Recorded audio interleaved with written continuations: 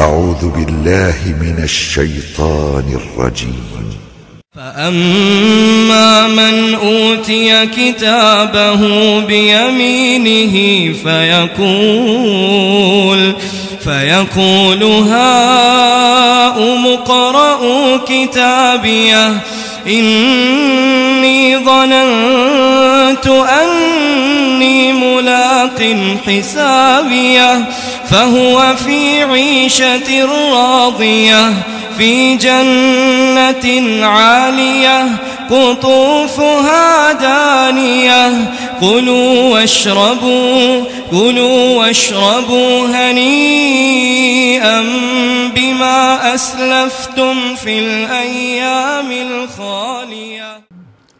إن الحمد لله نحمده ونستعينه ونستغفره ونعوذ بالله من شرور أنفسنا ومن سيئات أعمالنا من يهده الله فلا مضل له ومن يضلل فلا هادي له وأشهد أن لا إله إلا الله وحده لا شريك له وأشهد أن محمدا عبده ورسوله. يا أيها الذين آمنوا اتقوا الله حق تقاته ولا تموتن إلا وأنتم مسلمون. يا أيها الناس اتقوا ربكم الذي خلقكم من نفس واحدة وخلق منها زوجها وبث منهما رجالا كثيرا ونساء واتقوا الله الذي تساءلون به والأرحام إن الله كان عليكم رقيبا. يا أيها الذين آمنوا اتقوا الله وقولوا قولا سديدا يصلح لكم أعمالكم ويغفر لكم ذنوبكم ومن يطع الله ورسوله فقد فاز فوزا عظيما. أما بعد فإن خير الحديث كتاب الله وخير الهدي هدي محمد صلى الله عليه وسلم وشر الأمور محدثاتها وكل محدثة بدعة وكل بدعة ضلالة وكل ضلالة في النار. قال تعالى ربنا واجعلنا مسلمين لك ومن ذريتنا أمة مسلمة لك وأرنا مناسكنا وتب علينا إنك أنت التواب الرحيم. سورہ بقرہ کی آیت نمبر 128. اس کا ترجمہ کچھ یوں ہے کہ اے ہمارے رب اور ہمیں بنا اپنا فرما بردار اور ہماری اولاد میں سے بھی ایک گروہ کو اپنا فرما بردار بنا اور ہمیں اپنی عبادت کے طریقے دکھا اور ہمیں توبہ کرنے کی توفیق دے. بے شک تو ہی بہت توبہ قبول کرنے والا نہایت رحم کرنے والا ہے. یہ دعا کون کر رہے ہیں؟ یہ دعا ابراہیم علیہ السلام اور اسماعیل علیہ السلام کر رہے ہیں. کب؟ اس کے لیے آیت نمبر 127 پہ غور کرنا ضروری ہے. آیت نمبر 127 میں اللہ رب العزت نے بتایا کہ ابراہیم علیہ السلام اور اسماعیل علیہ السلام بیت اللہ کی بنیادیں اٹھا رہے تھے، بلند کر رہے تھے اور ساتھ ساتھ اللہ تعالیٰ سے دعا کر رہے تھے کہ اے اللہ ہماری طرف سے یہ نیکی قبول کرنا، کیونکہ تو ہی بہت سننے والا ہے، بہت علم رکھنے والا ہے. تو ابراہیم علیہ السلام، اسماعیل علیہ السلام بیت اللہ تعمیر کرتے ہوئے جو دعائیں کر رہے تھے، اللہ رب العزت ان دعاؤں کا تذکرہ فرما رہے ہیں. ایک دعا کا تذکرہ آیت نمبر 127 میں ہو گیا اور اب آیت نمبر 128 میں اللہ تعالیٰ ان کی دیگر دعاؤں کا تذکرہ فرما رہے ہیں. چنانچہ اللہ تعالیٰ کہتے ہیں ربنا، یعنی کہ ابراہیم علیہ السلام، اسماعیل علیہ السلام کیا کہہ رہے ہیں؟ اے ہمارے رب. رب کس کو کہتے ہیں؟ رب اس کو کہتے ہیں جو خالق ہو، جو مالک ہو، جو رازق ہو، جو مدبر الامور ہو. تو ربنا، اے ہمارے رب، یعنی کہ اے اللہ ہم تجھ سے دعا کر رہے ہیں کیونکہ تو نے ہمیں پیدا کیا، تو ہمیں رزق دیتا ہے، تو ہی ہمارے امور کی تدبیر کرتا ہے اور آئندہ بھی ہم نے تجھی سے مانگنا ہے، تجھی سے لینا ہے، تجھ سے دعائیں کرنی ہیں. تو ربنا، اے ہمارے رب، وجعلنا، اور ہمیں بنا. یہ واو کون سی ہے؟ واو عاطفہ. عطف کس کے اوپر ہے؟ پچھلی دعا کے اوپر. پچھلی دعا کیا تھی؟ تقبل منا، کہ اے ہمارے رب ہماری طرف سے یہ نیکی قبول فرما، بیت اللہ کو تعمیر کرنے کی نیکی قبول فرما. دوسری دعا کیا ہے؟ وَجْعَلْنَا مُسْلِمَيْنِ لَكَ، کہ اے ہمارے رب اور تو ہمیں بنا، ہم دونوں کو اپنا فرما بردار بنا لے۔ اجعلنا، اجعل فعل امر ہے، دعا کے لیے ہے، ہمیں بنا، مسلمین یہ تثنیہ کے لیے ہے، دو کے لیے ہے۔ واحد کے لیے لفظ کیا ہوتا ہے؟ مسلمون، اور جمع کے لیے کیا ہوتا ہے؟ مسلمین، اور یہاں پہ لفظ کیا ہے؟ مسلمین، کیونکہ وہ دو ہیں تو اس لیے لفظ کیا بولا گیا؟ مسلمین، کہ اللہ ہمیں فرما بردار بنا لے، اطاعت گزار بنا لے، لکا اپنے لیے، خالص اپنے لیے۔ تو ابراہیم علیہ السلام اور اسماعیل علیہ السلام دونوں پہلے سے اللہ کے اطاعت گزار تھے، دونوں مسلمان تھے، پھر یہ دعا کیوں کر رہے ہیں؟ ایک تو اس لیے کہ اللہ تعالیٰ سے اطاعت میں اضافہ چاہتے ہیں، وہ کہنا چاہتے ہیں کہ یا اللہ ہمیں مزید توفیق دے کہ ہم مزید تیری اطاعت کریں، مزید تیری فرما برداری کریں۔ اور دوسرا اس میں مقصود یہ ہے کہ ہم اس پہ قائم و دائم رہیں، استمرار رہے، دوام رہے، ایسا نہ ہو کہ ہم اس راستے کو ترک کر دیں۔ اللہ رب العزت نے ہمیں یہ دعا سکھائی ہے، ربنا لا تزغ قلوبنا بعد اذ ہدیتنا وہب لنا من لدنک رحمہ، کہ اللہ کے نیک بندے کیا دعا کرتے ہیں کہ اے اللہ تو نے ہمیں ہدایت دے دی، ہدایت دینے کے بعد ہمارے دلوں کو ٹیڑھا نہ کرنا۔ تو اس دعا کی بہت زیادہ اہمیت ہے کہ آپ ہمیشہ ہدایت پہ رہیں، آپ ہمیشہ اسلام پہ رہیں، آپ ہمیشہ ایمان پہ رہیں، اور اللہ تعالیٰ اسلام میں اضافہ فرمائے اور ایمان میں اضافہ فرمائے، دونوں چیزوں کی اہمیت ہے۔ اس لیے ابراہیم علیہ السلام اور اسماعیل علیہ السلام کیا کہہ رہے ہیں؟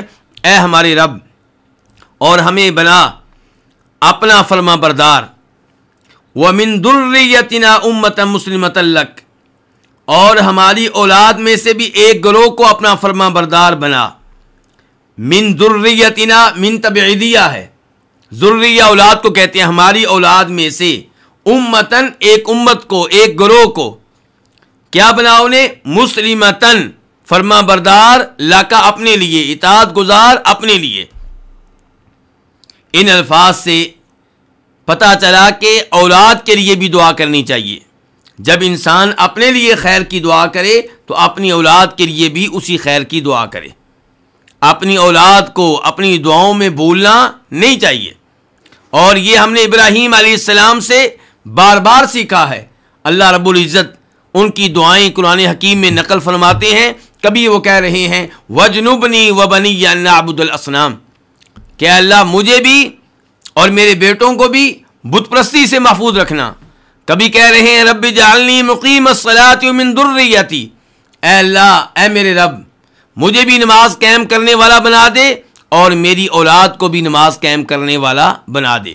اور کبھی ابراہیم علیہ السلام کو بشارت ملتی ہے کہ ہم نے آپ کو تمام لوگوں کے لیے پیشوا بنا دیا ہے، تو وہ کیا کہتے ہیں؟ یا اللہ میری اولاد کو بھی۔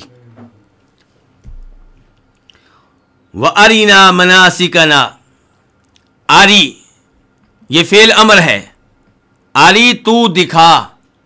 ابراہیم علیہ السلام، اسماعیل علیہ السلام اللہ تعالیٰ سے دعا کر رہے ہیں، اللہ تعالیٰ کو مخاطب کر رہے ہیں، تو یہ فعل امر ہے، دعا کے لیے آیا ہے۔ نہ ہمیں، کہ اے اللہ ہمیں دکھا، مناسکنا کیا دکھا؟ مناسک، منسک کی جمع ہے۔ منسک کس کو کہتے ہیں؟ عبادت کو، عبادت کے طریقے کو، عبادت کی جگہ کو، عبادت کے مقام کو۔ تو اے اللہ ہمیں دکھا ہماری عبادت کے طریقے، ہمیں دکھا ہماری عبادت کے مقامات، یعنی کہ جب ہم حج کرنا چاہیں تو ہمیں لے کر جا، کہاں؟ میدان عرفات، منا، مزدلفہ، عرفات۔ تو ایک تو اس سے مراد ہو سکتا ہے مناسک، عبادت کے مقامات، اور دوسرا عبادت کے طریقے۔ وہ آرینا ہمیں دکھا، یعنی کہ ہمیں اس کی تعلیم دے، ہمیں سکھا، تو ہمیں سکھا مناسکنا ہماری عبادت کے طریقے، وتب علینا اور ہمیں توبہ کرنے کی توفیق دے۔ توبہ کی توفیق دینے والا بھی اللہ اور توبہ قبول کرنے والا بھی اللہ۔ اس لیے گناہ ہو جانے کے بعد ہم اللہ رب العزت کے محتاج ہیں اس معاملے میں کہ اللہ تعالیٰ ہمیں توبہ کرنے کی توفیق دے، اور ہم اللہ تعالیٰ کے محتاج ہیں اس معاملے میں کہ اللہ ہماری توبہ قبول کر لے۔ تو وتوب علینا ہمیں توبہ کرنے کی توفیق دے۔ انک انت التواب الرحیم، بے شک تو ہی بہت توبہ قبول کرنے والا، نہایت رحم کرنے والا ہے۔ آپ آیت نمبر 127 اور اب یہ آیت نمبر 128 ان دونوں کے اختتام پہ غور کریں تو آپ محسوس کریں گے کہ ابراہیم علیہ السلام، اسماعیل علیہ السلام جیسی دعا کرتے ہیں اس دعا کے مطابق اللہ کے نام لے کر آتے ہیں۔ اس سے ہمیں کیا مسئلہ معلوم ہوا کہ آپ اللہ رب العزت سے جب دعا کریں تو اللہ تعالیٰ کو اللہ کے ان ناموں کا واسطہ دیں جو آپ کی دعا کے مطابق ہوں۔ جب ابراہیم علیہ السلام، اسماعیل علیہ السلام نے یہ کہنا تھا کہ یا اللہ ہمارے اس عمل کو قبول کر، تو کیا کہا؟ یا اللہ تو ہی دعائیں سننے والا ہے اور تو ہی ایک ایک چیز کو جاننے والا، ہماری نیت کو تو جانتا ہے، ہمارے عمل کو تو جانتا ہے۔ اور جب یہ کہنا تھا کہ اے اللہ تب علینا، ہماری توبہ قبول فرما، تو تب کیا کہا ہے؟ انک انت التواب الرحیم، کیونکہ تو ہی بہت توبہ قبول کرنے والا ہے، نہایت رحم کرنے والا ہے۔ تو انسان توبہ کے لیے اللہ رب العزت کا محتاج ہے، اللہ کی رحمت کا محتاج ہے، تو اس لیے اللہ تعالیٰ کا نام رحیم بھی ذکر کیا، تواب بھی ذکر کیا۔ تو اس سے پتہ چلا کہ دعا کرتے ہوئے اللہ تعالیٰ کو اللہ کے ناموں کا اور صفات کا واسطہ دینا چاہیے۔ اسی لیے اللہ تعالیٰ فرماتے ہیں سورہ اعراف میں وَلِلَّهِ الْأَسْمَاءُ الْحُسْنَىٰ فَادْعُوهُ بِهَا، اللہ کے پیارے پیارے نام ہیں، اللہ سے دعائیں کرو ان ناموں کے وسیلے اور واسطے سے۔ دعا میں اللہ رب العزت کو نبی علیہ الصلوۃ والسلام کی ذات کا واسطہ دینا، آپ کے مقام کا واسطہ دینا، آپ کی وجاہت کا واسطہ دینا، یہ قرآن و حدیث سے ثابت نہیں ہے، اس میں کوئی شک و شبہ نہیں۔ آپ کا مقام اللہ رب العزت کے ہاں بہت بلند ہے، آپ کے اللہ کے ہاں وجاہت ہے، لیکن اللہ کو دعا میں آپ کی وجاہت کا، آپ کی ذات کا واسطہ دینا، یہ قرآن و حدیث سے ثابت نہیں ہے۔ قرآن و حدیث سے کیا ثابت ہے؟ کہ آپ اللہ رب العزت کو دعا میں اللہ کے ناموں اور صفات کا واسطہ دیں۔ انک انت التواب الرحیم، ان الفاظ سے اللہ تعالیٰ کے دو ناموں کا علم ہو رہا ہے۔ اللہ کے ناموں میں سے دو نام کیا ہیں؟ نمبر 1 تواب، نمبر 2 کیا ہے؟ رحیم۔ اور ان دو ناموں سے اللہ کی صفات کا علم ہو رہا ہے۔ اللہ کی ایک صفت کیا ہے؟ کہ اللہ توبہ قبول کرتا ہے، دوسری صفت کیا ہے؟ کہ اللہ تعالیٰ رحم کرتا ہے۔ تو رحمت اللہ کی صفت ہے، توبہ قبول کرنا اور توبہ کی توفیق دینا یہ اللہ کی صفات میں سے ایک صفت ہے۔ التواب مبالغے کا صیغہ ہے کہ تو بہت ہی توبہ قبول کرنے والا ہے۔ اللہ رب العزت کبھی اس کی توبہ قبول کر رہے ہیں، کبھی اس کی توبہ قبول کر رہے ہیں۔ ہر انسان گناہ کر رہا ہے، ہر انسان غلطیاں کر رہا ہے، اور ہر انسان اگر وہ مسلمان ہے تو غلطیوں کے بعد اللہ کی ذات سے رجوع کرتا ہے، اللہ ہر ایک کی توبہ قبول فرما رہا ہے۔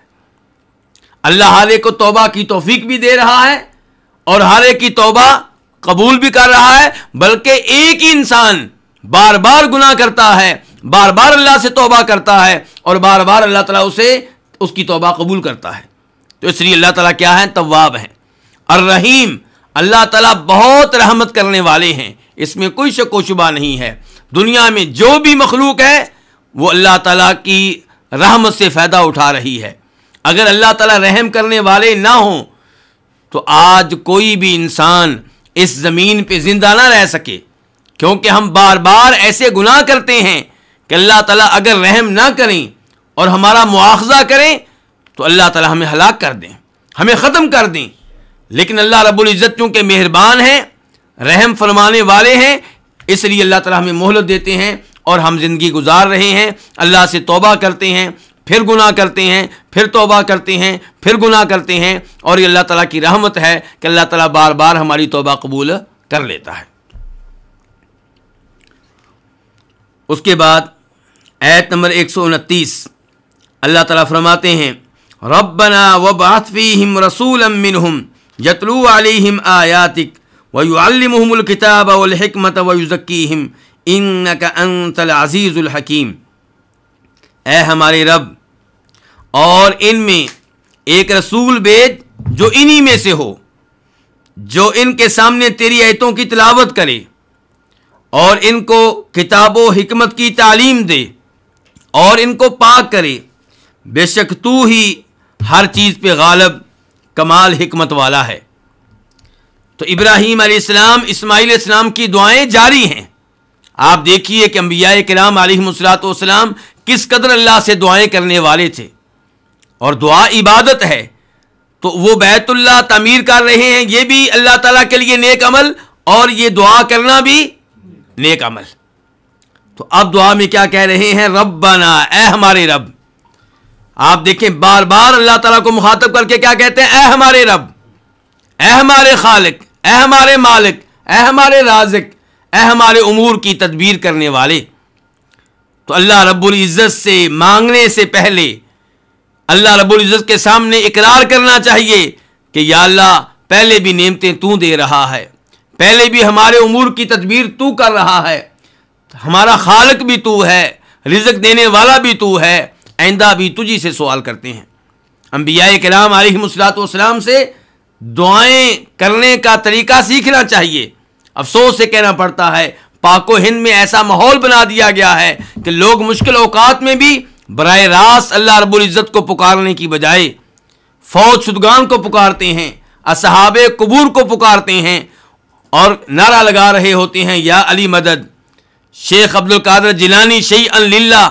جبکہ انبیاء کرام علیہم الصلوۃ والسلام سے ہم نے کیا سیکھا کہ جب بھی مشکل آئے، جب بھی کسی چیز کی حاجت ہو، کس کو پکاریں؟ اللہ رب العزت کو پکاریں۔ تو ربنا، اے ہمارے رب، وابعث فیہم، اور ان میں ایک رسول بھیج۔ تو ایک دفعہ پھر واو عطف آئی ہے کیونکہ پچھلی دعاؤں کے اوپر عطف ہے۔ وابعث فعل امر ہے، دعا کے لیے ہے، اور تو بھیج، فیہم ان میں، کن میں؟ یعنی کہ ابراہیم اسماعیل السلام کہہ رہے ہیں کہ ہماری اولاد میں ایک رسول انہی میں سے بھیج، اہل مکہ میں ایک رسول ہماری اولاد میں سے بھیج، انہی میں سے بھیج۔ ربنا، اے ہمارے رب، وبعث، اور تو بھیج، فیہم ان میں، رسولاً، ایک عظیم رسول۔ عظیم کس کا معنی ہے؟ تنوین آئی ہے۔ تو اے اللہ ان میں ایک رسول بھیج، منہم، انہی میں سے۔ اب یہاں پہ غور کیجئے گا، ابراہیم علیہ السلام، اسماعیل علیہ السلام اللہ تعالیٰ سے سوال کر رہے ہیں کہ ان میں ایک رسول آئے جو انہی میں سے ہو، یعنی کہ انسانوں میں سے ہو، جنوں میں سے نہ ہو، فرشتوں میں سے نہ ہو، کیونکہ اگر رسول جنات میں سے ہوگا، فرشتوں میں سے ہوگا تو اسے دیکھنا ممکن نہیں ہوگا، اس کی گفتگو سننا ہر موقع پہ ممکن نہیں ہوگا، اسے نمونہ بنانا، حجت بنانا ممکن نہیں ہوگا، اس کا کردار اور اس کی سیرت ملاحظہ کرنا ممکن نہیں ہوگا۔ تو اس لیے رسول کن میں سے ہو؟ انسانوں میں سے ہو۔ تو پتہ چلا کہ نبی علیہ الصلوۃ والسلام انسان ہیں، بشر ہیں، نوری مخلوق نہیں ہے۔ اور جب وہ کہہ رہے ہیں کہ اللہ ان میں رسول بھیج جو انہی میں سے ہو، اس کا دوسرا مطلب یہ ہے کہ وہ ہماری اولاد میں سے ہو۔ اور اللہ رب العزت نے ابراہیم علیہ السلام اور اسماعیل علیہ السلام کی یہ دعا قبول کی کتنے عرصہ کے بعد؟ 2000 سال کے بعد۔ اس سے پتہ چلا کہ اللہ رب العزت سے دعا کریں تو قبولیت میں جلدی نہ کریں، مایوس نہ ہوں، آپ دعا کرتے رہیں اور پھر قبولیت کا معاملہ اللہ رب العزت پہ چھوڑ دیں۔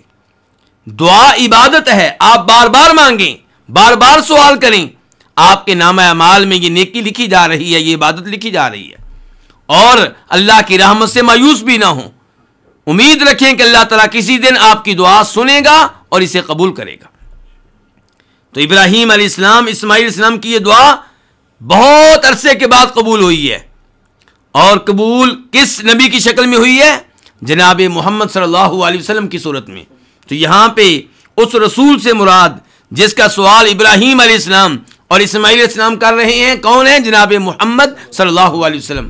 اور اس بات پہ امت کا اتفاق ہے، اجماع ہے، اور نبی علیہ الصلوۃ والسلام کی احادیث سے بھی ہمیں اس بات کا علم ہوتا ہے۔ امام احمد اپنی مسند میں اور امام حاکم اپنی المستدرک میں روایت کرتے ہیں کہ نبی علیہ الصلوۃ والسلام نے ارشاد فرماتے ہیں کہ میں اپنے باپ ابراہیم کی دعا ہوں، میں عیسیٰ علیہ السلام کی بشارت ہوں، میں اپنی ماں کا خواب ہوں۔ تو یہ آپ کی حدیث اس آیت کی تفسیر کر رہی ہے کہ آپ کہتے ہیں میں اپنے باپ ابراہیم کی دعا ہوں، تو اس دعا سے مراد پھر کون ہے؟ ہمارے نبی جناب محمد صلی اللہ علیہ وسلم۔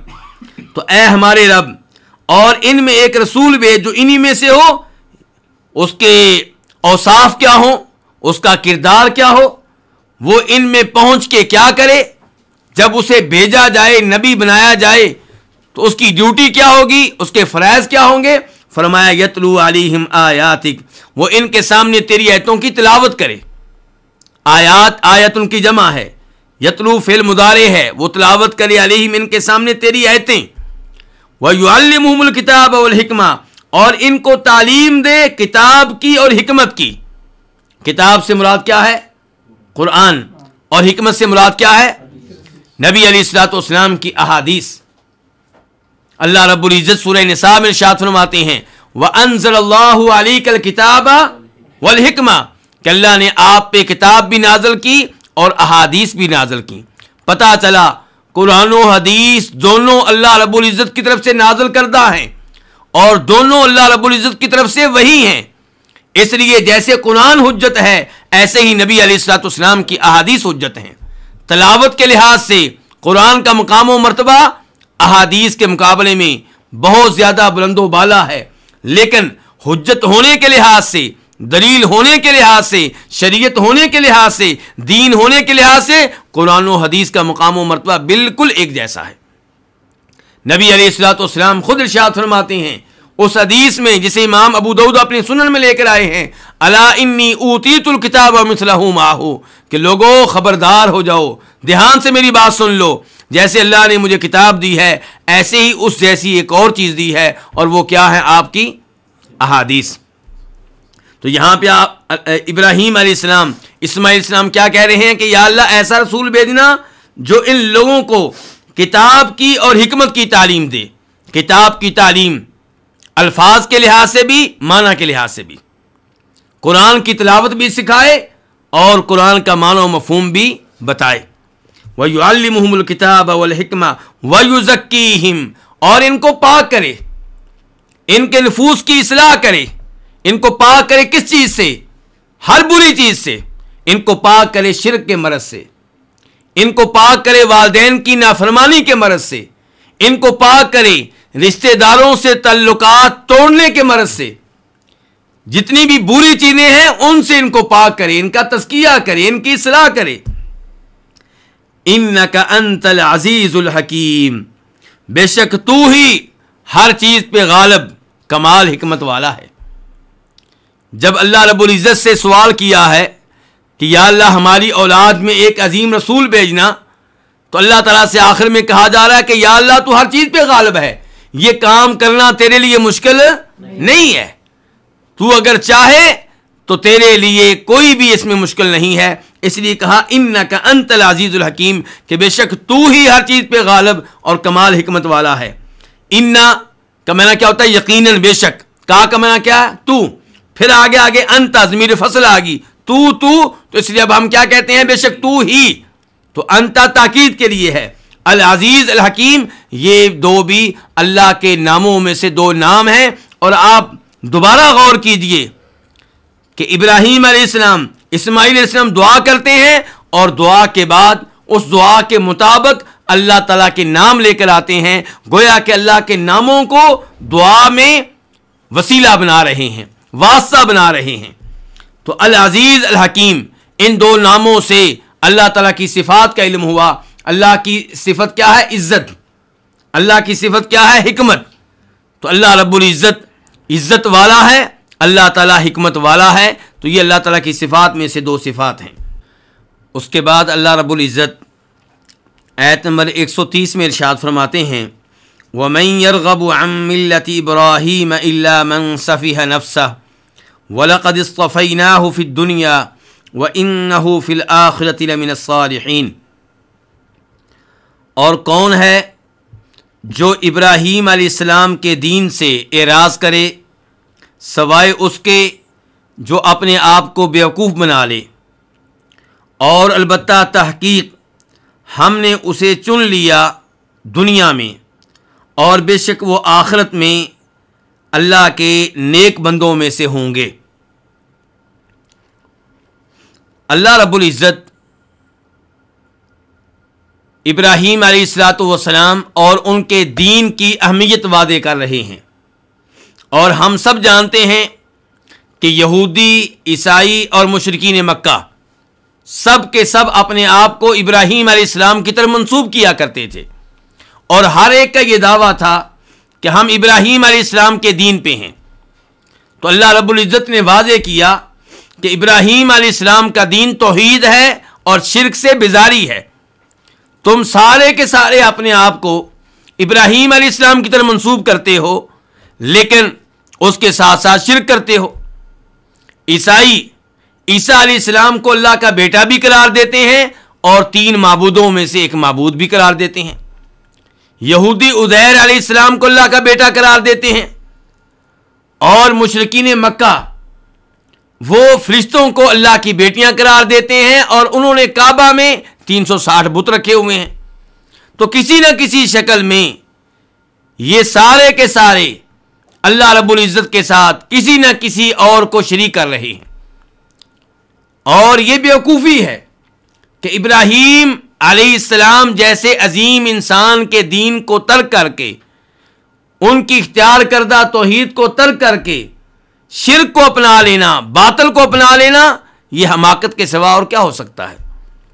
تو اللہ تعالیٰ نے فرمایا وَمَن يَرْغَبُ عَن مِّلَّةِ إِبْرَاغِيمَ إِلَّا مَن سَفِهَ نَفْسَهُ، من استفہام کے لیے ہے، اور کون ہے یرغب عن؟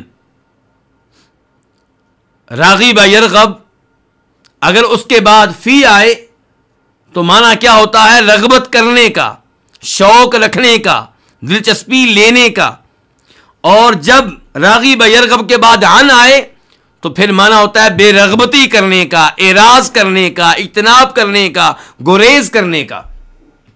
تو من یرغب عن ملت ابراہیم، ملہ کا معنی کیا ہے؟ دین۔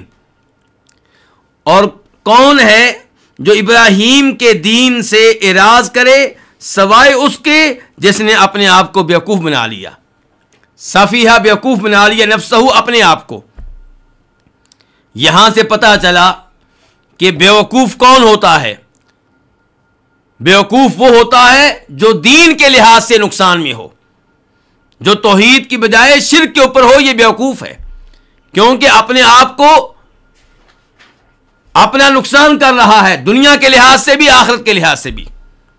آج کل لوگ اس کو سمجھدار اور عقل مند مانتے ہیں جو کاروبار کے لحاظ سے، دنیاوی امور کے لحاظ سے آگے جا رہا ہو، چاہے دوسری جانب وہ شرک کرتا ہو، جبکہ شرک کرنے والا اور دین توحید کو ترک کرنے والا یہ سب سے بڑا بیوقوف ہے، کیونکہ یہ اپنے آپ کو ہمیشہ ہمیشہ کے لیے جہنم کی آگ کا ایندھن بنا رہا ہے۔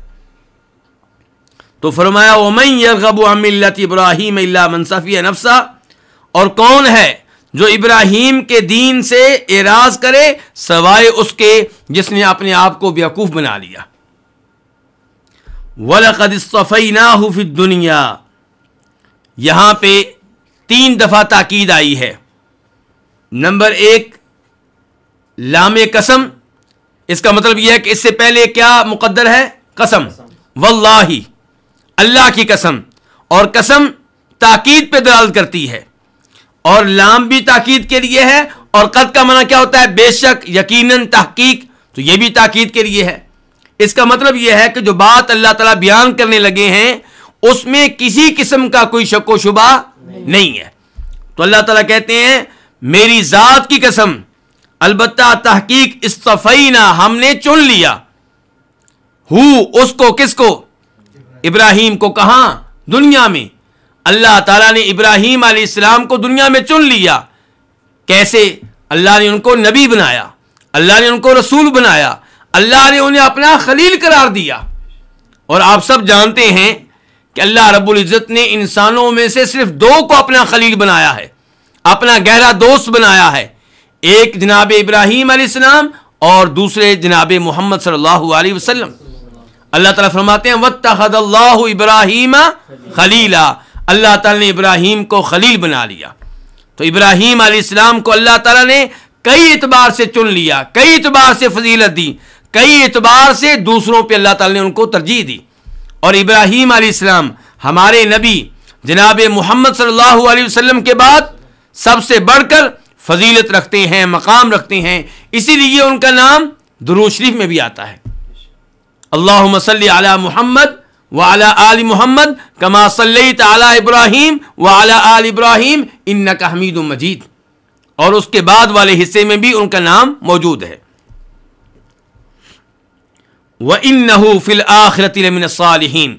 پہلے اللہ رب العزت نے ابراہیم علیہ السلام کی شان، ان کا شرف اور ان کا وہ اعزاز بیان کیا جو ان کو دنیا میں دیا گیا، اور اس کے بعد اللہ تعالیٰ آخرت میں ان کے شرف کو واضح کر رہے ہیں. اللہ تعالیٰ کہتے ہیں وَإِنَّهُ، بے شک وہ، یہاں پہ بھی تاکید آئی ہے اِنَّا، یعنی کہ جو کچھ ہم بتانے لگے ہیں ابراہیم علیہ السلام کے بارے میں اس میں کوئی شک و شبہ نہیں ہے. بے شک وہ فی الآخرت، آخرت میں، لمن الصالحین، البتہ کن میں سے ہوں گے؟ نیکوکاروں میں سے ہوں گے. الصالحین صالح کی جمع ہے، نیک کو کہتے ہیں. اور صالح کا لفظ اللہ رب العزت نے انبیاء کرام علیہم الصلوۃ والسلام کے اوپر بھی استعمال کیا ہے اور ان لوگوں پہ بھی استعمال کیا ہے جو مقام و مرتبہ کے لحاظ سے انبیاء کرام علیہم الصلوۃ والسلام سے نیچے ہوتے ہیں. تو انبیاء کرام بھی صالحین میں سے ہیں اور صحابہ کرام بھی صالحین میں سے ہیں، شہداء بھی صالحین میں سے ہیں، لیکن صالح ہونے میں جو مقام و مرتبہ انبیاء کرام کا ہے وہ دوسرے لوگوں کا نہیں ہے. تو وَإِنَّهُ فِي الْآخِرَةِ، اور بے شک وہ آخرت میں، لَمِنَ الصَّالِحِينَ، البتہ نیکوکاروں میں سے ہوں گے. یعنی کہ وہ صالحین جن کو اللہ شان دے گا، جن کو اللہ درجات دے گا، جن کو جنت میں اعلیٰ مقام ملے گا، ابراہیم علیہ السلام ان میں سے ہوں گے. اور آخرت میں انسان کا صالحین میں شمار ہو جانا یہ بہت بڑا اعزاز ہے، بہت بڑا مقام ہے. جناب سلیمان علیہ السلام کو دیکھیے کیا کہہ رہے ہیں، وَأَدْخِلْنِي بِرَحْمَتِكَ فِي عِبَادِكَ الصَّالِحِينَ، کہ اے اللہ مجھے اپنی رحمت کے ذریعے اپنے نیک بندوں میں شامل کر لے. اور یوسف علیہ السلام کیا کہہ رہے ہیں، توفنی مسلمہ والحقنی بالصالحین، یا اللہ مجھے موت آئے تو اسلام کی حالت میں آئے اور مجھے نیک لوگوں میں شامل کر دینا. تو ہمیں بھی اللہ رب العزت سے دعا کرنی چاہیے کہ اللہ تعالی ہمیں بھی روز آخرت ان میں شامل فرمائے جو اللہ کے صالحین بندے ہیں. اس کے بعد آیت نمبر 131، اذ قال له ربه اسلم قال اسلمت لرب العالمین. جب ان سے کہا، کن سے کہا؟ ابراہیم علیہ السلام سے. جب ابراہیم علیہ السلام سے ربہ، ان کے رب نے کہا اسلم، فرما بردار ہو جا، اطاعت گزار ہو جا. قال، تو ابراہیم علیہ السلام نے کہا اسلمت لرب العالمین، میں فرما بردار ہو گیا، میں اطاعت گزار ہو گیا. کس کا؟ رب العالمین کا، اس ذات کا جو تمام جہانوں کے لیے رب ہے، جو تمام جہانوں کا رب ہے. میں اس کا اطاعت گزار بندہ بن گیا. اللہ رب العزت نے یہاں پہ ابراہیم علیہ السلام کی ایک اور فضیلت بیان کی ہے، ان کا ایک اور شرف بیان کیا ہے، ان کا ایک اور اعزاز بیان کیا ہے کہ اللہ رب العزت نے ان سے کہا تھا اسلم، کیا ابراہیم اپنا آپ میرے حوالے کر دو. اسلام کسے کہتے ہیں؟ اپنے آپ کو کسی کے حوالے کر دینا، کسی کے سپرد کر دینا. تو اللہ تعالیٰ ابراہیم علیہ السلام سے کہہ رہے ہیں ابراہیم اپنا آپ میرے حوالے کر دو، میرے سپرد کر دو، اپنے جسم پہ میرا حکم چلاؤ، تمہارے جسم پہ چلے تو میرا حکم چلے. تو ابراہیم علیہ السلام نے کہا اے اللہ میں تیرا فرما بردار بن گیا، تیرا اطاعت گزار بن گیا، میں نے اپنا آپ تیرے حوالے کر دیا، تیرے سپرد کر دیا. ابراہیم علیہ السلام کیا پہلے مسلمان نہیں تھے؟ پہلے بھی مسلمان تھے، لیکن آئندہ کے لیے اللہ رب العزت سے وعدہ کر رہے ہیں کہ یا اللہ میری پوری زندگی اسلام کی حالت میں گزرے گی، ایمان کی حالت میں گزرے گی، تیری اطاعت کرتے ہوئے گزرے گی، اور اپنے جسم پہ تیری شریعت کو نافذ کروں گا، تیرے احکام کو نافذ کروں گا۔ اذ قال له ربه اسلم، جب ابراہیم سے اس کے رب نے کہا، اس کے رب نے، کون سی ربوبیت ہے؟ ربوبیت خاصہ۔ اللہ تعالیٰ سب کے رب ہیں، لیکن یہاں پہ اللہ تعالیٰ کہہ رہے ہیں کہ میں ابراہیم کا رب ہوں۔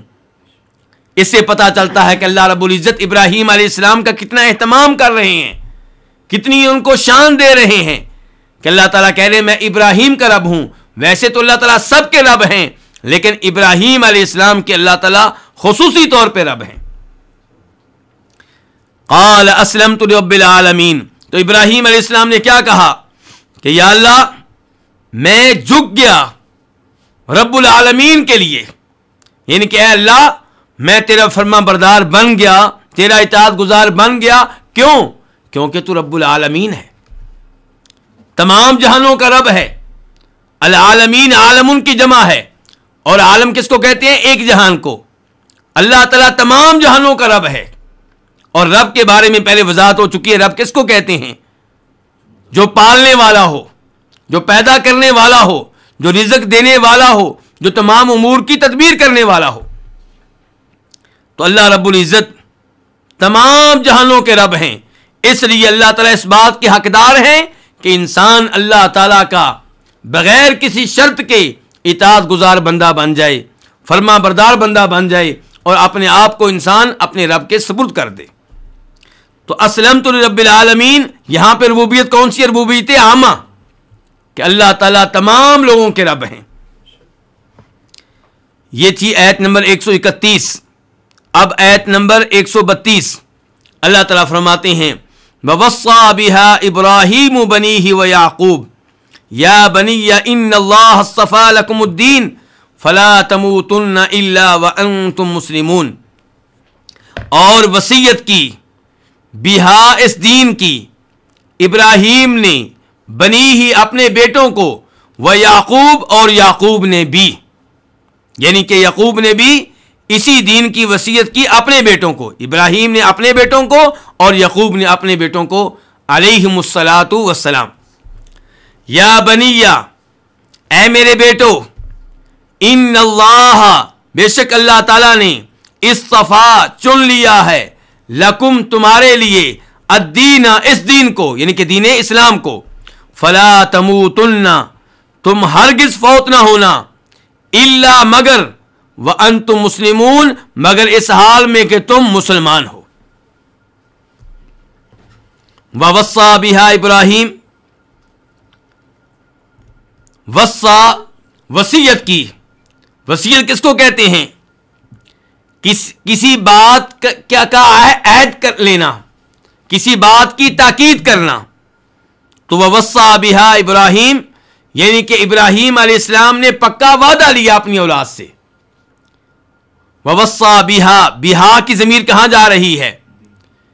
ملت کی طرف، یعنی کہ ووصى بها ای بالملہ، کہ ابراہیم علیہ السلام جس دین پہ تھے اس دین کی ابراہیم علیہ السلام نے وصیت کی اپنی اولاد کو، اپنے بیٹوں کو۔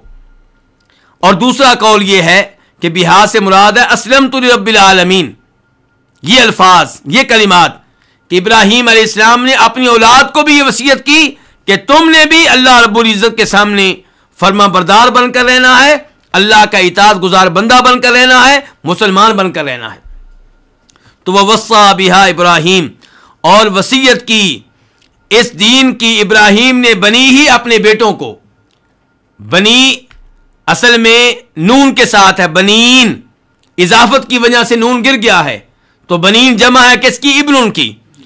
تو ابراہیم نے اس دین کی اپنے بیٹوں کو وصیت کی، وہ یعقوب، یعقوب کا عطف ہے کس پہ؟ ابراہیم پہ، کہ یعقوب علیہ السلام نے بھی اپنے بیٹوں کو ابراہیم علیہ السلام کے دین کی وصیت کی۔ یا بنیہ، اے میرے بیٹو، یعقوب علیہ السلام کیا کہہ رہے ہیں؟ اے میرے بیٹو۔ اس سے پتا چلا کہ انسان کو چاہیے تبلیغ کرتے ہوئے، نصیحت کرتے ہوئے ایسے الفاظ استعمال کرے جن میں نرمی ہو، جن میں پیار ہو، تاکہ وہ شخص جس کو آپ تبلیغ کر رہے ہیں، جس کو آپ دعوت دے رہے ہیں، اس کے دل میں آپ کی محبت بیٹھ جائے اور وہ آپ کی بات سننے کے لیے تیار ہو جائے.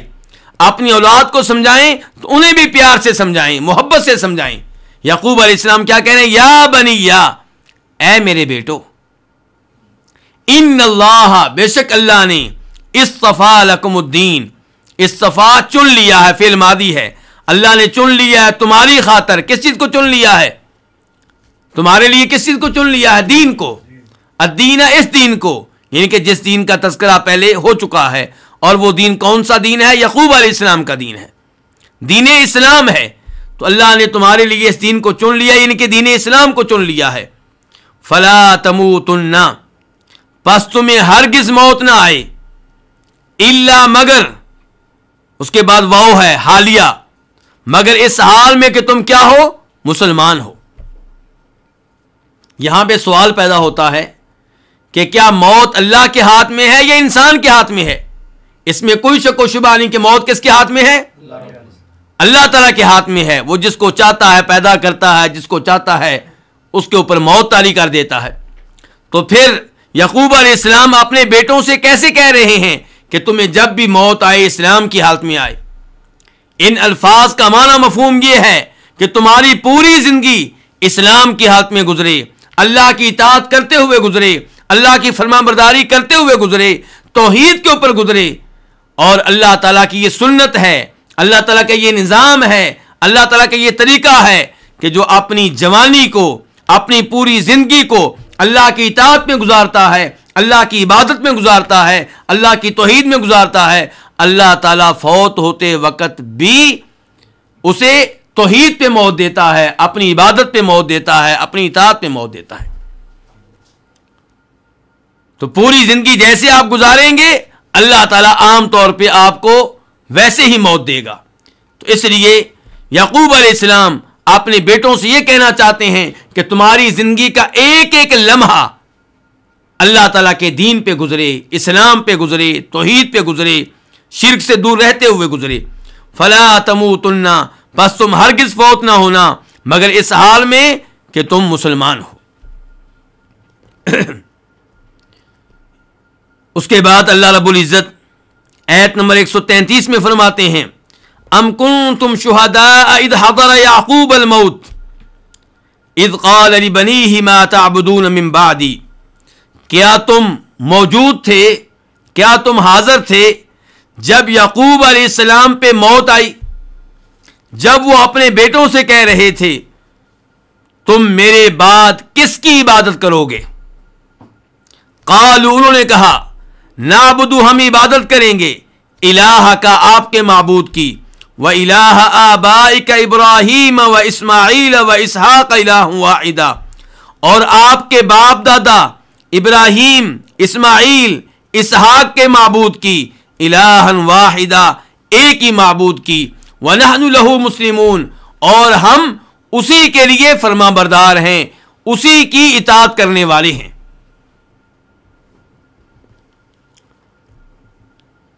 ام کنتم شہداء, کیا تم موجود تھے؟ شہداء کس کی جمع ہے؟ شہید کی جمع ہے, شاہد کی جمع ہے. کہ کیا تم موجود تھے کب؟ جب یعقوب علیہ السلام پہ موت طاری ہوئی. حاضر ہوئی, کیا حاضر ہوئی؟ الموت, موت کس پہ؟ یعقوب علیہ السلام پہ. تو الموت فاعل ہے, یعقوب کیا ہے؟ مفعول بہ. اس سے کیا پتا چلا کہ انبیاء کرام علیہم الصلوۃ والسلام پہ بھی موت طاری ہوتی رہی. اور اس سے پتا چلا کہ مرنا کوئی توہین نہیں ہے, گستاخی نہیں ہے. آج اگر ہم یہ کہیں کہ نبی علیہ السلام فوت ہو گئے تو کئی لوگ کہتے ہیں کہ یہ نبی علیہ السلام کی توہین کر رہے ہیں, آپ کی گستاخی کر رہے ہیں. جبکہ انبیاء کرام علیہم الصلوۃ والسلام کے لیے موت کا لفظ خود اللہ رب العزت نے استعمال کیا. یہاں پہ دیکھ لیجیے, اذ حضر یعقوب الموت, اللہ تعالی نے یہ نہیں کہا کہ کیا تم اس وقت موجود تھے جب یعقوب علیہ السلام پردہ فرما رہے تھے, جب یعقوب علیہ السلام وصال فرما رہے تھے, جب یعقوب علیہ السلام انتقال فرما رہے تھے. بلکہ اللہ تعالی نے کہا اذ حضر یعقوب الموت. اور اللہ رب العزت نے نبیوں کے امام جناب محمد رسول اللہ صلی اللہ علیہ وسلم کو مخاطب کر کے کہا انک میت و انہم میتون, کہ بے شک آپ میت ہونے والے ہیں، فوت ہونے والے ہیں، اور یہ کافر بھی فوت ہونے والے ہیں۔ اللہ نے میت کا جو لفظ کفار کے لیے استعمال کیا وہی لفظ اللہ رب العزت نے آخری نبی کے لیے استعمال کیا صلی اللہ علیہ وسلم۔ کہنا یہ چاہتا ہوں کہ مر جانا، فوت ہو جانا کوئی توہین نہیں ہے، کوئی گستاخی نہیں ہے، یہ ایک حقیقت ہے۔ کل نفس ذائقۃ الموت، ہر نفس نے موت کا ذائقہ چکھنا ہے۔ انبیاء کرام علیہ السلام پہ جب موت طاری ہوتی ہے وہ اللہ کے قریب ہوتے ہیں، ان کو اللہ تعالیٰ کی طرف سے نعمتیں ملتی ہیں، تو اس لیے فوت ہو جانا کوئی توہین اور گستاخی نہیں ہے۔ اللہ تعالیٰ کہتے ہیں کیا تم موجود تھے جب یعقوب علیہ السلام پہ موت طاری ہوئی؟ مطلب کیا ہے اس کا کہ تم اس موقع پہ موجود نہیں تھے۔ ہم تم کو بتاتے ہیں اس موقع پہ کیا ہوا، ہم تمہیں بتاتے ہیں یعقوب علیہ السلام کا دین کیا تھا۔ اذ قال لبنیہ، یہ دوسرا اذ پہلے اس سے بدل ہے کہ کیا تم موجود تھے جب یعقوب علیہ السلام پہ موت طاری ہوئی؟ کیا تم موجود تھے اذ قال، جب یعقوب علیہ السلام نے کہا، لبنیہ، کس سے کہا؟ اپنے بیٹوں سے کہا۔ بنیہ اصل میں کیا تھا؟ بنین، ابن ان کی جمع ہے۔ جب یعقوب علیہ السلام نے اپنے بیٹوں سے کہا، کیا کہا؟ ما تعبدون من بعدی، ما استفہامیہ ہے، کس کی؟ تعبدون، تم عبادت کرو گے، من بعدی، میرے بعد، یعنی میرے فوت ہو جانے کے بعد۔ اس سے پتا چلا کہ ہر مسلمان کو چاہیے فوت ہونے سے پہلے اپنی اولاد کو جمع کرے، اپنے بیٹوں کو جمع کرے۔ کس کے لیے؟ جائیداد کی تقسیم کے لیے نہیں، توحید کا آخری پیغام دینے کے لیے۔ پوری زندگی اولاد کی تربیت توحید کے مطابق کرے، شریعت کے مطابق کرے، اور مرنے سے پہلے خصوصی طور پہ اولاد کو وصیت کرے، نصیحت کرے کہ تم نے توحید پہ قائم و دائم رہنا ہے، شرک کے قریب نہیں جانا، مشرکین سے بچ کر رہنا ہے، اور نمازیں قائم کرنی ہیں، اور کبیرہ گناہوں سے دور رہنا ہے۔ یعقوب علیہ السلام کہہ رہے ہیں سوالیہ انداز میں، سوالیہ انداز اس لیے اختیار کیا ہے تاکہ اولاد کے ذہنوں میں یہ پیغام بیٹھ جائے۔ کہا ما تعبدون من بعدی، میرے بعد تم کس کی عبادت کرو گے؟ اور یہاں سے توحید کی اہمیت کا پتہ چل رہا ہے۔ قالو، انہوں نے کہا، کنہوں نے کہا؟ یعقوب علیہ السلام کے بیٹوں نے کہا، نعبدو، ہم عبادت کریں گے، فعل مضارع ہے جمع کے لیے، ہم عبادت کریں گے الہ کا، آپ کے معبود کی، جس کی پوری زندگی آپ عبادت کرتے رہے، اور وہ کون ہے؟ اللہ، ہم اس کی عبادت کریں گے۔ وَإِلَٰهَ آبَائِكَ، اور آپ کے آباء و اجداد، آپ کے باپ دادا کے معبود کی عبادت کریں گے، ابراہیم کے معبود کی، اسماعیل کے معبود کی، اسحاق کے معبود کی۔ الہ واحدہ، کتنے معبود ہو گئے؟ معبود ایک ہی ہے۔ جو معبود یعقوب علیہ السلام کا ہے وہی معبود ابراہیم کا ہے، جو معبود ابراہیم کا ہے وہی اسماعیل اور اسحاق کا ہے، یعنی کہ اللہ رب العزت۔ یہاں پہ ایک سوال پیدا ہوتا ہے کہ ابراہیم علیہ السلام کا یعقوب علیہ السلام سے کیا تعلق ہے؟ ابراہیم علیہ السلام یعقوب علیہ السلام کے کیا لگتے ہیں؟ دادا۔ اور اسماعیل علیہ السلام ان کے کیا لگتے ہیں؟ چچا۔ اور اسحاق علیہ السلام ان کے کیا لگتے ہیں؟ والد۔ تو اللہ رب العزت نے باپ کا لفظ ابراہیم پہ بھی استعمال کیا، اسماعیل پہ بھی، اسحاق پہ بھی علیہم الصلاۃ والسلام۔ تو دادا یقیناً باپ ہوتا ہے، لیکن مسئلہ ہے اسماعیل علیہ السلام کا، یہ یعقوب علیہ السلام کے باپ کیسے ہو گیا جبکہ یہ تو چچا ہیں؟ تو یعقوب علیہ السلام کے بیٹوں نے یعقوب علیہ السلام سے کیسے کہہ دیا کہ ہم آپ کے باپ دادا کے معبود کی عبادت کریں گے، اور وہ کون ہے؟ ابراہیم اور اسماعیل اور اسحاق علیہم الصلاۃ والسلام۔ تو اس سوال کا جواب یہ ہے کہ اسماعیل علیہ السلام آپ کے چچا ہیں، اور خود ہمارے نبی علیہ السلام نے فرمایا ہے کہ العم بمنزلۃ الاب، کہ چچا باپ کے مقام و مرتبہ پہ ہوتا ہے۔ تو اس لیے اسماعیل علیہ السلام باپ کا مقام و مرتبہ رکھتے ہیں، تو وہ بھی آباء و اجداد میں شامل ہوئے۔ وَنَحْنُ لَهُ مُسْلِمُونَ، اور ہم اسی کے لیے مخلص ہیں۔ کس کے لیے؟ اللہ تعالیٰ کے لیے۔ ہم اسی کی اطاعت کرنے والے ہیں، اسی کی فرما برداری کرنے والے ہیں، یعنی کہ کسی اور کی نہیں کریں گے۔ اس کے بعد آیت نمبر 134، تلک امۃ قد خلت لہا ما کسبت ولکم ما کسبتم ولا تسألون عما كانوا يعملون. یہ ایک امت ہے، قد خلت تحقیق گزر گئی، لہا اس امت کے لیے، اس گروہ کے لیے ہے، ما کسبت جو اس نے کمایا، ولکم اور تمہارے لیے ہے، ما کسبتم جو تم نے کمایا، ولا تسألون اور تم سے سوال نہیں کیا جائے گا، تمہاری باز پرس نہیں ہوگی، عما كانوا يعملون ان اعمال کے بارے میں جو وہ کرتے رہے. تلک امۃ یہ ایک امت ہے. تلک کا اشارہ کدھر ہے؟ ابراہیم علیہ السلام کی طرف، یعقوب علیہ السلام کی طرف، اسماعیل علیہ السلام کی طرف، اسحاق علیہ السلام کی طرف. لیکن یہ تو سارے مذکر تھے، اور تلک یہ لفظ مؤنث ہے، یہ اسم اشارہ مؤنث ہے. تو تلک لفظ ذکر کرتے ہوئے خیال رکھا گیا خبر کا، تلک امۃ، اور امت کا لفظ کیا مؤنث ہے. تو یہ ایک گروہ ہے، یہ ایک امت ہے، قد خلت تحقیق گزر گئی. یہودیوں اور عیسائیوں کو پیغام دیا جا رہا ہے کہ تم اپنے آپ کو منسوب کرتے ہو ابراہیم علیہ السلام کی طرف، اپنے آپ کو منسوب کرتے ہو یعقوب علیہ السلام کی طرف، اپنے آپ کو منسوب کرتے ہو اسحاق علیہ السلام کی طرف، اور اس نسبت پہ بڑا فخر کرتے ہو، اس نسبت پہ تمہیں بڑا غرور ہے، اس نسبت پہ تمہیں بڑا مان ہے، اور تمہارا یہ خیال ہے کہ اس نسبت کی وجہ سے روز قیامت تمہیں جنت میں داخلہ مل جائے گا، تمہیں جہنم کی آگ سے بچا لیا جائے گا، اور تمہاری اپنی بدعمالیوں کی طرف نہیں دیکھا جائے گا. اللہ نے کہا ایسا نہیں ہوگا. یہ تو ایک امت ہے گزر گئی، ان کے اعمال ان کے لیے، تمہارے اعمال تمہارے لیے. تلک امۃ قد خلت، قد تحقیق، خلت گزر گئی، فعل ماضی ہے مؤنث کے لیے، لہا اس کے لیے، کس کے لیے؟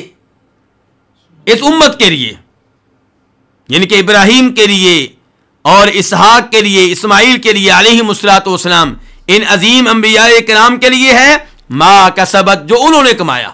اس امت کے لیے ہے جو اس نے کمایا، ان کے جو اعمال انہوں نے کیے وہ ان کے لیے ہیں، ان کو فائدہ دیں گے، تمہیں فائدہ نہیں دیں گے. وَلَكُمْ مَا كَسَبْتُمْ اور تمہارے لیے ہوگا جو تم نے کمایا، تمہارے لیے وہ اعمال جو تم نے کیے، تمہیں ان اعمال کا فائدہ ہوگا، ان نیکیوں کا فائدہ ہوگا جو نیکیاں تم نے کی. تو اگر تم ایمان لے کر آؤ گے آخری نبی پہ تمہیں فائدہ ہوگا، ایمان لے کر نہیں آؤ گے تمہیں فائدہ نہیں ہوگا.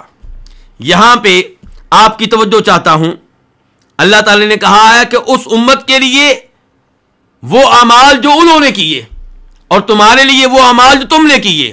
اللہ رب العزت عمل کی، فعل کی نسبت کس کی طرف کر رہے ہیں؟ انسان کی طرف. اور اس ایت میں رد ہے کن کے اوپر؟ جبریہ کے اوپر. جبریہ وہ گمراہ فرقہ ہے جن کا یہ کہنا ہے کہ انسان مجبور محض ہے، نیک اعمال بجا لانا یا گناہ کرنا انسان کے اختیار میں نہیں ہے، انسان کی قدرت میں نہیں ہے. نیکی کرنے والا انسان نہیں ہے، گناہ کرنے والا انسان نہیں ہے.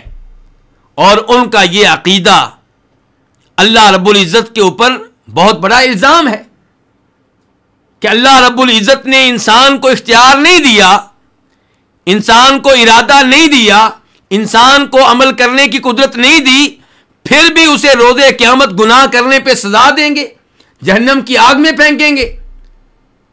بلکہ اس پہ تو یہ بھی سوال اٹھتا ہے کہ اگر انسان کا عمل کرنے میں کوئی ارادہ نہیں ہے، اختیار نہیں ہے، اسے قدرت نہیں ہے، تو پھر انبیاء کرام علیہم الصلوۃ والسلام کیوں بھیجے گئے؟ آسمانی کتابیں کیوں نازل کی گئیں؟ تو پتہ چلا جبریہ کا عقیدہ بالکل غلط ہے. صحیح بات یہ ہے کہ انسان اسے اختیار ہے نیک عمل کرنے میں، گناہ کرنے میں، اللہ نے اسے قدرت دی ہے، اللہ نے اسے ارادہ دیا ہے. ہاں انسان کے کئی اعمال ایسے ہیں جو انسان کے اختیار میں نہیں ہیں، انسان کی کئی ایسی چیزیں ہیں جو انسان کے اختیار میں نہیں ہیں، ان پہ حساب کتاب بھی نہیں ہوگا. انسان بیمار ہو جاتا ہے، اس سے سوال نہیں ہوگا تو بیمار کیوں ہوا، کیونکہ بیمار ہونا اس کے اختیار میں نہیں ہے. انسان سے یہ نہیں پوچھا جائے گا کہ تمہارا قد چھوٹا کیوں تھا، یہ چیزیں انسان کے اختیار میں نہیں ہیں.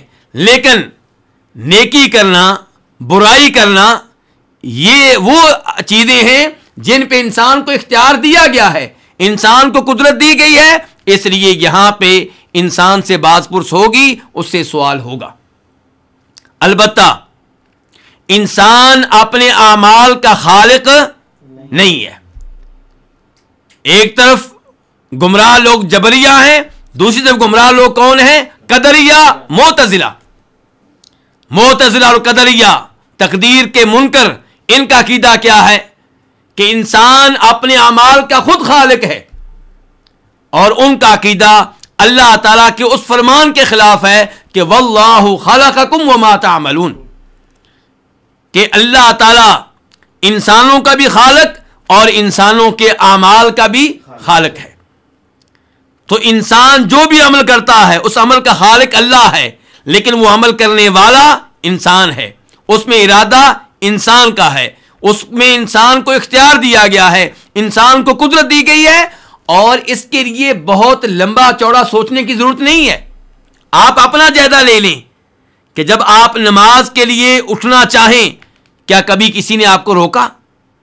جب اذان ہوتی ہے تو آپ کے اختیار میں ہوتا ہے کہ آپ نماز کے لیے جائیں یا نہ جائیں۔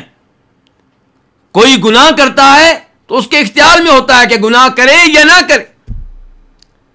تو اسی چیز کے اوپر حساب کتاب ہے، اور اسی لیے اللہ تعالیٰ یہاں پہ کہہ رہے ہیں لہا ما کسبت، اس امت کے لیے وہ اعمال ہیں جو انہوں نے کمائے۔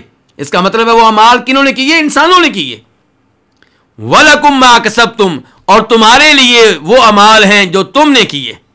یہودیوں سے کہا جا رہا ہے، عیسائیوں سے کہا جا رہا ہے وَلَا تُسْأَلُونَ عَمَّا كَانُوا يَعْمَلُونَ، اور تم سے سوال نہیں ہوگا ان اعمال کے بارے میں جو وہ کرتے رہے۔ یہ جملہ اللہ تعالیٰ کے عدل و انصاف پہ دلالت کرتا ہے کہ اگر آباء و اجداد نے کوئی گناہ کیا تھا تو بیٹوں سے سوال نہیں ہوگا کہ تمہارے آباء و اجداد نے یہ گناہ کیوں کیا تھا، لیکن اگر بیٹے آباء و اجداد کے گناہ پہ راضی ہیں پھر جرم میں وہ بھی شریک ہوں گے، تو پھر ان سے سوال ہوگا، کیونکہ انہوں نے آباء و اجداد کے گناہ کو غلط جاننے کی بجائے اچھا جانا، اس بنیاد پہ سوال ہوگا۔ ورنہ آباء و اجداد نے کیا کیا، کون سی غلطیاں کی، کون سے جرائم کیے، اس کے بارے میں بیٹوں سے سوال نہیں ہوگا۔ وَلَا تُسْأَلُونَ عَمَّا كَانُوا يَعْمَلُونَ، البتہ بیٹوں سے یہ سوال ہو سکتا ہے کہ تم نے اپنے باپ کو زندہ پایا، اس کی اصلاح کیوں نہ کی، اسے کیوں نہیں سمجھایا، اسے توحید کی دعوت کیوں نہ دی، اسے شرک سے کیوں نہ روکا، اسے نماز پڑھنے کی تلقین کیوں نہ کی۔ اور یہاں پہ سوال اس لیے ہوگا کہ یہ بیٹے زندہ تھے، باپ کو گناہ کرتا ہوا دیکھ رہے تھے، ان کا فرض تھا باپ کو نیکی کا حکم دینا، برائی سے روکنا، تو یہ سوال اس بنیاد پہ ہوگا۔ ورنہ وَلَا تُسْأَلُونَ عَمَّا كَانُوا يَعْمَلُونَ، تم سے سوال نہیں ہوگا ان اعمال کے بارے میں جو وہ کرتے رہے۔ وَقَالُوا كُونُوا هُودًا أَوْ نَصَارَىٰ تَهْتَدُوا قُلْ بَلْ مِلَّةَ إِبْرَاهِيمَ حَنِيفًا وَمَا كَانَ مِنَ الْمُشْرِكِينَ، یہ آیت نمبر 135 ہے۔ اس میں اللہ تعالیٰ فرما رہے ہیں وقالو، اور انہوں نے کہا، کنہوں نے؟ یعنی کہ یہودیوں نے اور عیسائیوں نے، انہوں نے کہا کونو، تم ہو جاؤ، ہودن یہودی، او نصارا یا عیسائی، تہتدو، تم ہدایت پا جاؤ گے۔ قل، آپ کہہ دیں، بل ملت ابراہیم حنیفہ، بلکہ ہم پیروی کریں گے ابراہیم کے دین کی، حنیفہ، جو حنیف تھے۔ حنیف کا مطلب کیا ہے وہ آگے چل کے وعدے کریں گے۔ وما کان من المشرکین، اور وہ مشرکین میں سے نہیں تھے۔ تو یہودی اور عیسائی کبھی کہا کرتے تھے کہ جنت میں وہ جائے گا جو یہودی ہوگا، اور عیسائی کہتے تھے جنت میں وہ جائے گا جو عیسائی ہوگا، اور کبھی یہاں پہ کہہ رہے ہیں یہودی کہ یہودی بن جاؤ گے تب ہدایت پاؤ گے، اور عیسائی کہہ رہے ہیں عیسائی بن جاؤ گے تب ہدایت پاؤ گے۔ وقالو، اور انہوں نے کہا، یعنی کہ یہودیوں اور عیسائیوں نے کہا، کونو، تم ہو جاؤ، فعل امر ہے، جمع کے لیے ہے، کیا ہو جاؤ؟ ہودن، یہودی، حائد کی جمع ہے، او نصارا، یا عیسائی ہو جاؤ، تہتدو، تم ہدایت پا جاؤ گے۔ اس کا مطلب یہ ہے کہ اہل باطل لوگوں کو دعوت دیتے ہیں اپنے باطل کی طرف، جہنم کی آگ کی طرف بلاتے ہیں، تو مسلمانوں کو چاہیے کہ وہ لوگوں کو دعوت دیں توحید کی طرف، جنت کی طرف۔ قل، اللہ تعالیٰ نے کہا کہ آپ کہہ دیں، ان سے کہہ دیں، جو یہودیت کی دعوت دے رہے ہیں، جو عیسائیت کی دعوت دے رہے ہیں، آپ ان سے کہہ دیں بلکہ ملتا کا لفظ منصوب ہے کیونکہ اس سے پہلے ایک فعل ہے جو مقدر ہے، مثال کے طور پہ نتبعو، بلکہ ہم تو پیروی کریں گے ابراہیم کے دین کی، ابراہیم کا دین جو توحید والا دین ہے، جو شرک سے بیزاری والا دین ہے، ابراہیم کے دین کی پیروی کریں گے حنیفہ۔ یہ حال ہے ابراہیم سے، اس حال میں کہ وہ کیا تھے؟ وہ حنیف تھے۔ حنیف کسے کہتے ہیں؟ حنیف اسے کہتے ہیں جو باطل راہوں سے بچ کر اپنے آپ کو راہ حق پہ رکھے۔ تو ابراہیم علیہ السلام شرک کی راہوں سے بچ کر توحید کی راہ پہ قائم و دائم تھے، وہ شرک سے بیزار تھے، توحید کے اوپر قائم دائم تھے، تو اس لیے ان کو کیا کہا گیا؟ حنیف کہا گیا۔ تو ہم پیروی کریں گے ابراہیم کے دین کی جو کہ حنیف تھے، یعنی کہ توحید کے اوپر تھے۔ مزید فرمایا وما کان من المشرکین، اور وہ مشرکین میں سے نہیں تھے۔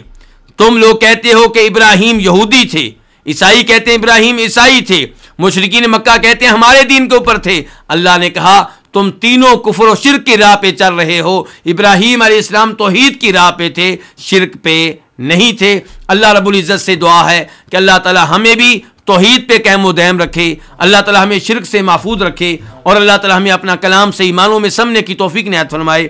وآخر دعوانا ان الحمد للہ رب العالمین۔